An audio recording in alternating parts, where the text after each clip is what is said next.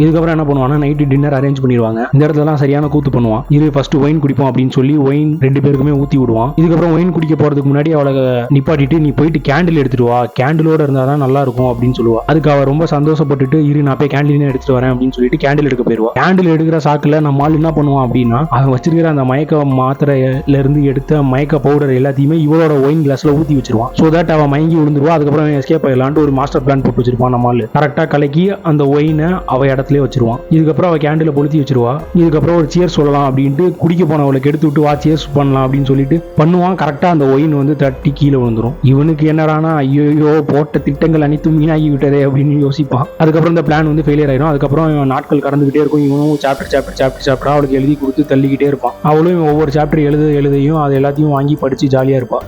எதுக்கு வந்தோனே தெரியாம திருப்பி எழுதின புக்கையே திருப்பி வேற கதையில கேனத்தனமா உட்காந்து எழுதிக்கிட்டு இருப்பான் நம்ம ஹீரோ. இதுக்கப்புறம் ஒரு நாள் நைட்டு அவன் எழுதி வச்ச சாப்டர்லாம் படிச்சு முடிச்சதுக்கப்புறம் ரூமுக்கு வருவா. ரூமுக்கு வந்துட்டு சரி ரொம்ப டயர்டா பேசுவா. இதுக்கப்புறம் என்ன சொல்லுவா அப்படின்னா நம்ம பிரிய போற நேரம் வந்துகிட்டு இருக்கு, அதை நினைச்சாதான் எனக்கு ரொம்ப வருத்தமா இருக்கு அவ சொல்லுவா. அதுக்கு அவன் என்ன சொல்லுவான் அப்படின்னா ஏன் எனக்கு இங்க இருக்கிறது ரொம்ப பிடிச்சிருக்கு அப்படின்னு கண்டமணிக்கு உருட்டுவான்.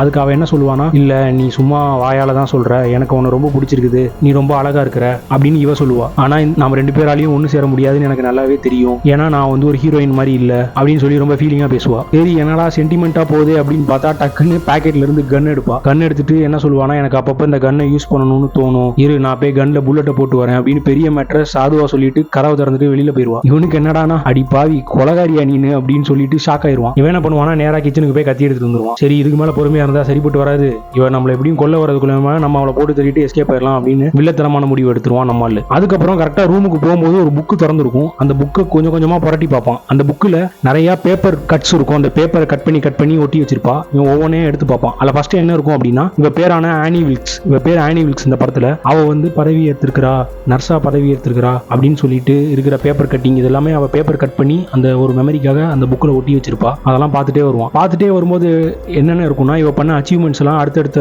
நியூஸ் பேப்பர்ல போட்டிருப்பாங்க. அது எல்லாத்தையுமே கட் பண்ணி வச்சுப்பா. ஒரு லிமிட்டுக்கு மேல அவளை வந்து பிரசவ குழந்தைங்களை பார்த்துக்கிற வார்டுக்கு இவளை வந்து ஹெட்டா நாமினேட் பண்ணியிருப்பாங்க. அதையும் அச்சீவ்மெண்ட்டா எடுத்து போட்டிருப்பா. இதுக்கப்புறம் என்ன ஆகும் அப்படின்னா அடுத்த நியூஸ் பேப்பர்ல ஃபர்ஸ்ட் அவ பதவியேற்ற ஹாஸ்பிட்டல்ல அந்த பிரசவ வார்டுல ஒரு குழந்தை இறந்ததா போட்டிருப்பாங்க. அதுக்கப்புறம் திருப்பி கொஞ்ச நாள் கழிச்சு திருப்பி இன்னொரு குழந்தை இறந்ததா போட்டிருப்பாங்க. அதுக்கப்புறம் திருப்பி இன்னொரு குழந்தை இறந்ததா போட்டிருப்பாங்க. அதுக்கப்புறம் கோர்ட்ல சம்பந்தமான கேஸ் நடக்குது அப்படின்னு போட்டிருப்பாங்க. அதுக்கப்புறம் என்னன்னா இது நேரா பிரசவ வார்டுக்கு தொடர்பு இருக்குது அப்படின்னு சொல்லி ஒரு நியூஸ் பேப்பர் கட்டிங் போட்டிருப்பாங்க.